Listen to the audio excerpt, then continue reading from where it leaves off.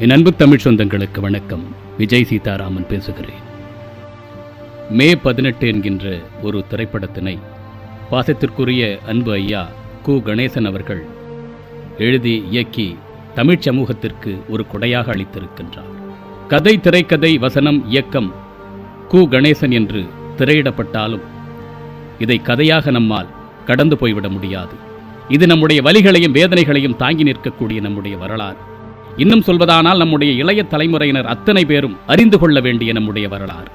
நம்முடைய இளைய தலைமுறையினருக்கு நம்முடைய வரலாற்றை நம்முடைய வலிகளோடு வேதனைகளோடு சேர்த்து பயிற்றுவிக்க வேண்டும். மோசமான சமூக சீரழிவை ஏற்படுத்தக்கூடிய திரைப்படங்களை எல்லாம் இன்று சமூகம் அங்கீகரித்துக் கொண்டிருக்கின்றது.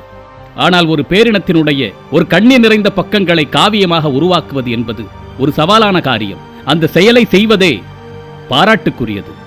ஒரு கலைஞனுக்கு சமூகம் கொடுக்கக்கூடிய மிகப்பெரிய அங்கீகாரமே அந்த படைப்புகளை ஏற்றுக்கொள்வதும் அதை கொண்டாடுவதும் தான். அந்த விதத்தில் மே 18 போன்ற திரைப்படங்கள் கொண்டாடப்பட வேண்டியவை. அன்பு ஐயா கணேசன் போன்ற படைப்பாளிகள் இந்த சமூகத்தினுடைய இருண்ட விழிகளை திறப்பதற்கான ஆயத்தங்களை செய்யக்கூடியவர்களாக இருக்கின்றார்கள். நல்ல படைப்புகள் தான் நல்ல சமுதாயத்தை உருவாக்கும். நல்ல படைப்புகள் தான் நல்ல வழிகாட்டியாக இருக்கும். ஒட்டுமொத்த தமிழ் சமூகத்தின் நலனிற்காக தன்னையே அர்ப்பணித்து இன்று நின்று கொண்டிருக்கின்ற அன்பு ஐயா திரு கணேசன் அவர்களுக்கு நம்முடைய ஆதரவையும் அன்பையும் பகிர வேண்டியது தமிழனாகிய ஒவ்வொருவருடைய கடமை.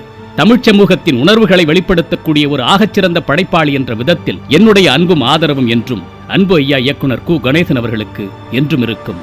நீங்கள் ஒவ்வொருவரும் அந்த அன்பையும் ஆதரவையும் அவரோடு பகிர்ந்து கொள்வீர்கள் என்ற நம்பிக்கையோடு விடைபெறுகின்றேன். நன்றி, வணக்கம்.